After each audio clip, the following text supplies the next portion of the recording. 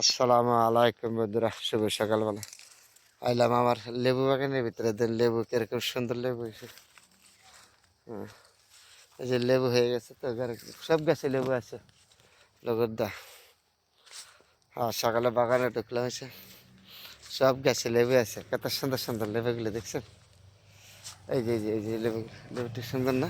এটা হলো গ্রামের ভিতরে অন্যরকম লেবু। এই লেবুটা, এই যে এগুলো আপনার খুব স্বাদের লেবু, খুব স্বাদের গাছ। এই যে ছোটো, এগুলো বড় হয়ে যাবে তো কিছুদিনের ভিতরে বড় হয়ে যাবে। এই যে সুন্দর সুন্দর লেবু গাছেতে আছে। এই লেবুগুলি আবার অন্যরকম, খুব স্বাদ আছে, গ্যারান। জি, আজকে সকালবেলা আমার লেবু বাগানে ঢুকলাম না করে। এই যে লেবু গাছ হয়ে গেছে, বড় হয়ে গেছে, কিছুদিনের ভিতরে বড় হয়ে যাবে লেবুগুলি, খুব সুন্দর। তাহলে আজকে গ্রামের বাড়িতে আসলাম, আইসা ঢুকে গেলাম লেবু বাগানের ভিতরে। আমার লেবু বাগানটা আপনাদের দেখালাম, শেয়ার করলাম আপনাদের সাথে। এই যে এই যেন এক দুই ঠাকুরা তিন ঠাকুরা ফুল পড়তেছে, এখন ফুল ফুরবে, এখন সিজন তো আরো ফুল পড়বে, গাছগুলি ভর্তি থাকবে লেবু বাগানটাতে। পিছনে দেখেন, এগুলি সম্পূর্ণ লেবু বাগান।